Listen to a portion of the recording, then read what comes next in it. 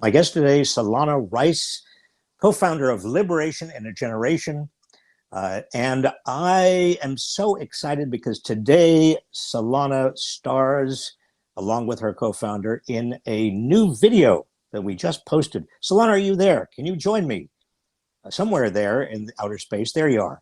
How are you? Hello, Bob. Hi. I'm good. I'm good. I'm good. I'm just glad to be here amidst a whole bunch of stuff that's going on. Just a whole bunch of stuff. A whole bunch of stuff is going on, and we'll get into some of the things that are going on. But the biggest thing for me right now, and maybe for you, depending on where you are geographically, is that I can actually see blue sky today. Yes. Yes. And I was just and happy I to see sun. isn't it amazing? I mean, after coming out from under what 5 or 6 days, red and green and gray skies, it is amazing how exciting and uplifting it is to actually see the sun. That's Uh, right. That's right. it's not as if the apocalypse is over, but at least temporarily we can persuade ourselves that we're not suffering the apocalypse. Yeah, I don't know. I don't know how this apocalypse is going for you, but this week was rough.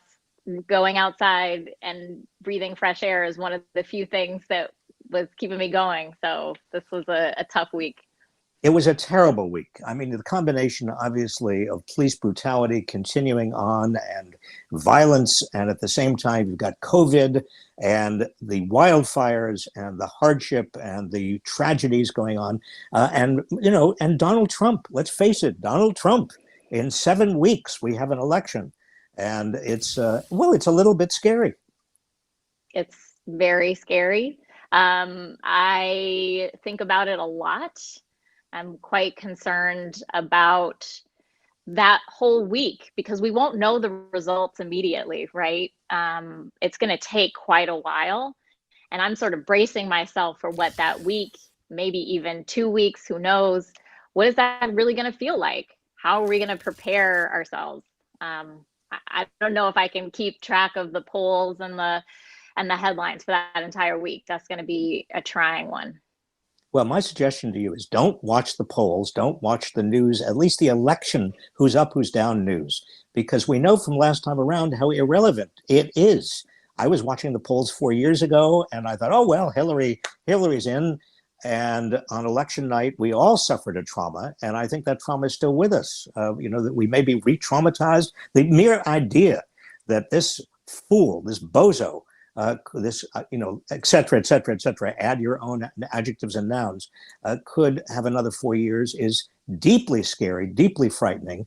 Let me just congratulate you, to change the subject a little bit, because it's not all that different, Solana, on this wonderful video that you and Jeremy made. Do you want to tell us a little bit about it? And then maybe we can look at a clip. Yeah. Well, we really appreciated the opportunity and the partnership to bring what Jeremy and I have been thinking about for quite a while. Growing up outside of Cleveland, Ohio, as a little girl, I continually asked my parents, but why does this exist? And why does this exist? Why do people over here have a home and other people don't? And why do they get to get a job and we don't get to get a job? I probably drove them a little wackadoo, but and I've just been continuing to ask why, and I feel like um, the culmination of all of my work has sort of started to crystallize, and I've asked myself why less, because what I've realized is that a lot of the disparity that we see, a lot of the injustice that we see, a lot of the oppression that we see is because of racism. It's just blatantly because of racism. The Root ran a really great article today about a new Harvard study in the state of Massachusetts about why are so many Black and brown people incarcerated. And these Harvard researchers came up with one simple answer, and it was systemic racism, basically. And so once I started to understand that, and started to understand that racism isn't just racism for racism's sake, it's because it's profitable. And so that's why we're doing this video today, to really understand how the cycle of oppression starts with racism being profitable at its very core and at its very root. And when we talk about racism, when I grew up, I knew about racism, but I thought that racism was prejudice, bigotry by individuals against individual Black people. I didn't really understand the systemic nature of racism. And I think that's, in a way, what you're saying.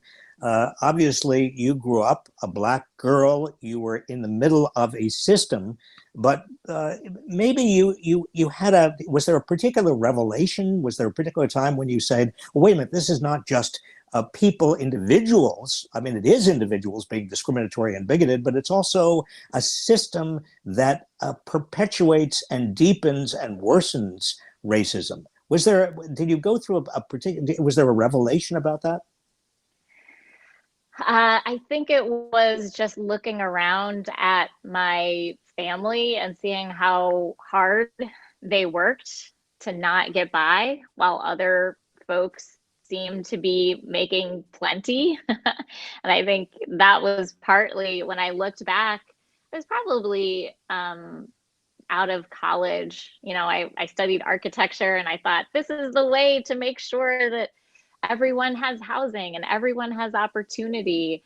And what I started to realize was that there was a whole system of decisions that were being made about whether or not cities were really going to build affordable housing, whether or not cities were going to put in the money, whether there was political will.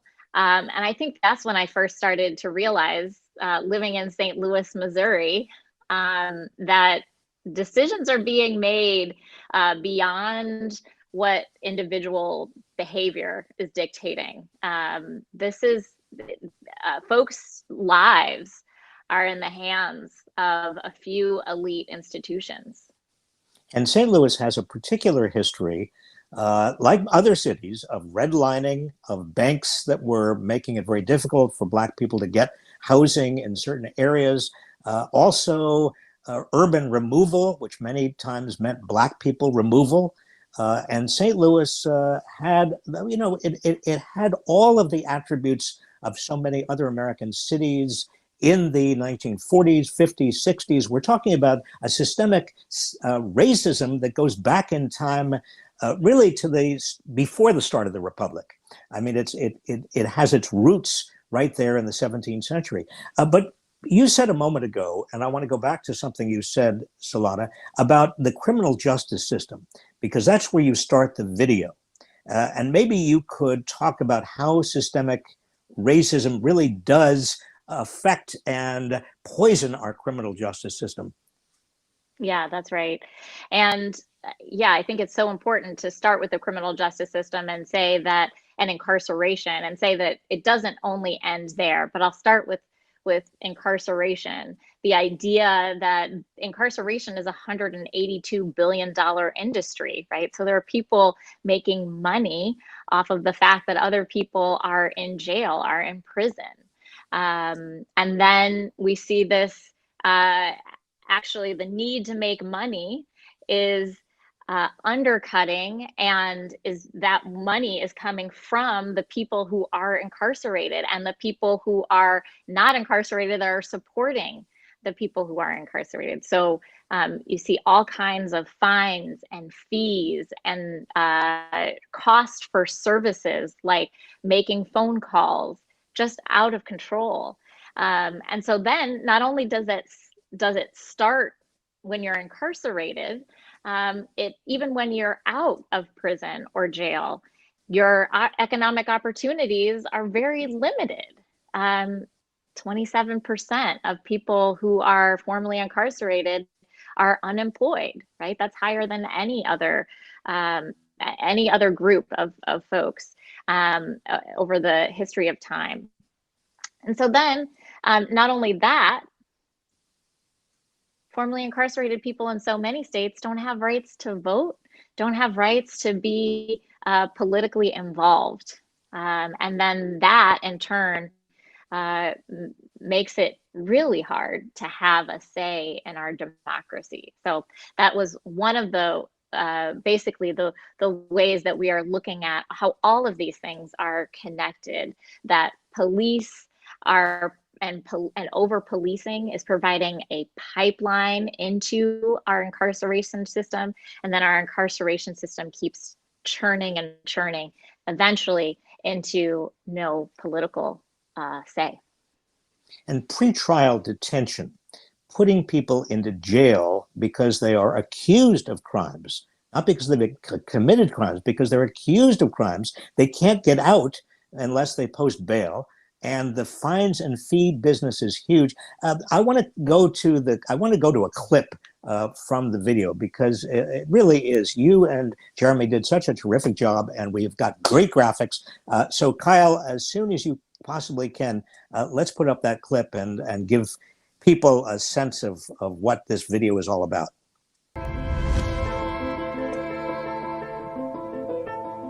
The profitability of racism sparks a vicious cycle called the oppression economy. Elite institutions are motivated to suppress the economic vitality of people of color. That economic oppression in turn hinders our political power, and that political oppression kneecaps our ability to change the system. This cycle plays out in every aspect of the economy, and is particularly apparent in mass incarceration. The notion that prison stocks are going up, and they've got the big banks, JP Morgan Chase, the biggest bank in the United States, is financing, has big investments in the prison industrial complex.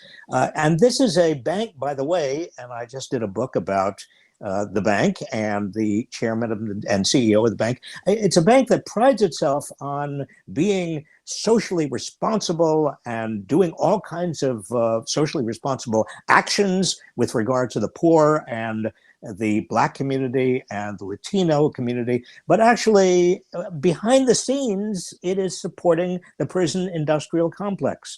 And that has all kinds of implications. Yes, and it doesn't stop there, right? Because when those big corporations are financed from the banks, those big corporations like Geo Group and Core Civic can then contribute to politicians, and those politicians can then work in the favor of those corporations. And so again, continues this cycle of racism being profitable and basically going unchecked. And you've got a lot of jobs in rural areas that are dependent on the prison industrial complex. There's one very important theme that you and Jeremy develop in the video, having to do with a kind of voting pattern that I hadn't really paid all that much attention to, that people who are imprisoned are considered to be residents of where they are imprisoned. Maybe you could just get into some of the kind of electoral voting consequences of this aspect of our voting system that most people don't even understand, don't even focus on.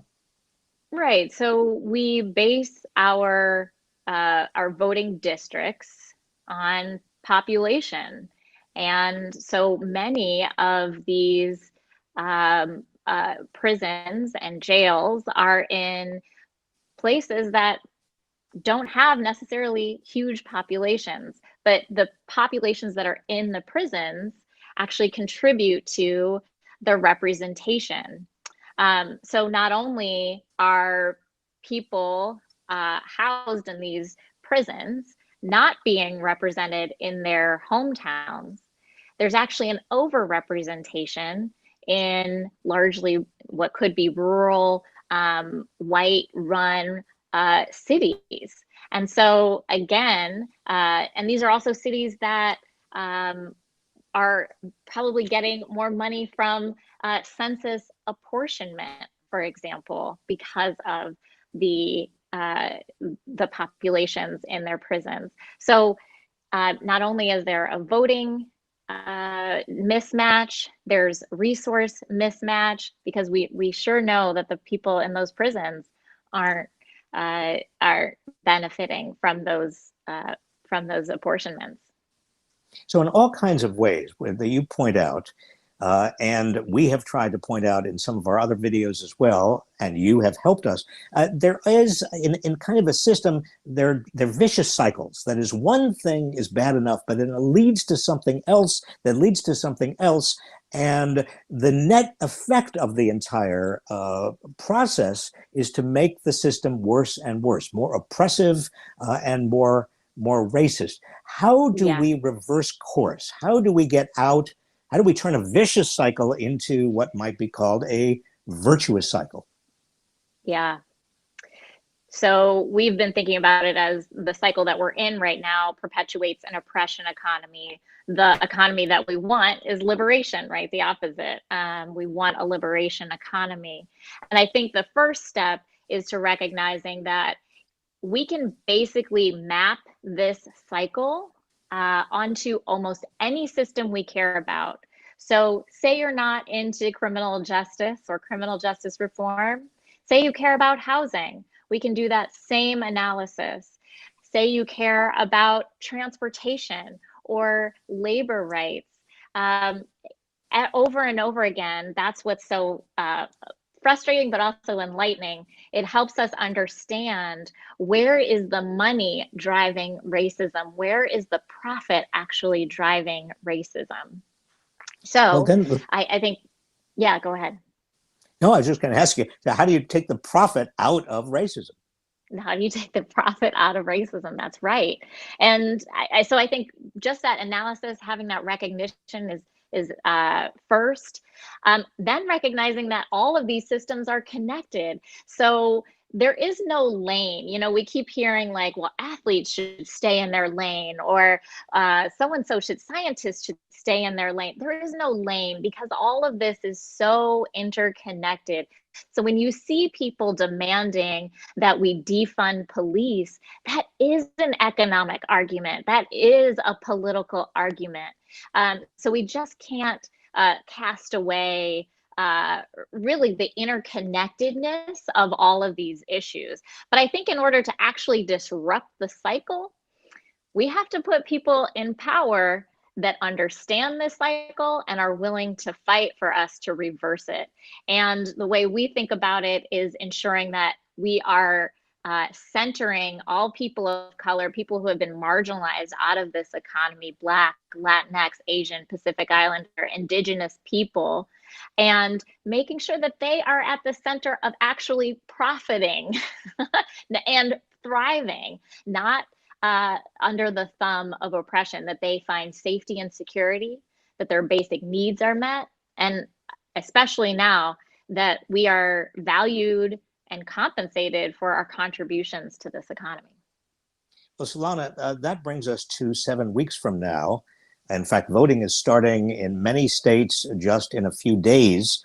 How do we get people who are cynical about the entire system, understandably and justifiably cynical, to actually get out to vote?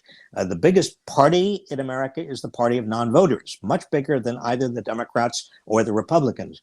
What do you say to people, particularly people of color, who say to you, why should I vote? Yeah. Well, I just finished John Lewis's 3-part trilogy, March. And when I look back, and I look back at the people in my family who have fought and died for the right to vote, even if I am very cynical about the system, I can't let those people down. I can't say that vote doesn't matter. Even though I understand the power of my vote, and I understand how power works in this system, that corporations have an outsized power, right? That politicians don't always care about me, but that doesn't mean that I'm going to let someone else take away that right. I'm not going to let cynicism take away that right. On the flip side, what I will be doing is encouraging everyone that I know to vote, everyone that I know to vote early, to vote by mail, however you need to do it, and to hold our electeds accountable, even if we think they have our best interests in mind. Well, this is an important point, accountability, because it suggests that the election itself, even if we get good people and the people we want into office, that's just the beginning of the process and also the start of the challenge. We've got to build and push a movement, organize and mobilize so that these people who are in office understand their responsibilities, understand the vision that of an America that we need. You talk about liberation, generation. This is probably going to take a generation. This is not something that can happen overnight, but we are a very impatient people. If you hadn't noticed, we want things right away. So when you talk to people about having patience, about keeping the movement alive and keeping hope alive, and also pushing very, very hard for a long time, what kinds of encouraging things do you say? Well, again, I think about the people who have literally faced dogs. I think about the people who are still dying at the hands of police. And I feel like we don't have any other option but to stay in this fight, that liberation is ours. We're going to have to take it. We're going to have to fight for it, but it's worth fighting for. And we know how to do it. I don't, for me, I don't have any other choice. I know that this can happen in a generation because this nation has done things like abolish slavery and continues to fight for essentially abolishing slavery. This nation has created huge railroads and technological infrastructure. There's just this piece, this seminal piece of our nation that we still have to correct. And I know that we can do it. Some days, honestly, I wake up thinking, I don't know if we can do it, but you persist. We all must persist. Well, we all must. And I think the we there, the pronoun we, is not just people of color. It's obviously all of us. Years ago, well, I'm very short. I've always been very short. And because I was short as a kid, I was bullied and beaten up. And so I relied on a few older boys to protect me. They were my protectors. And in 1964, one of my protectors named Michael Schwerner, you might remember the name, along with two others, Goodman and Cheney, they were out in Mississippi registering voters, and they were brutally kidnapped and tortured and murdered. And when I learned that one of my protectors from the bullies who intimidated me was bullied by the real bullies of society, by the vicious, violent, bigoted bullies of society, I think that changed my life. It changed certainly my understanding of the pronoun we, because we're all in this. And Solana, I want to thank you and Jeremy for all of the work that you are doing and continue to do with liberation in a generation. It is probably going to take a generation or two or five, but we're never going to give up. We will never, ever, ever give up. Thank you also for the great video. Thank you, Bob. And we'll see you soon.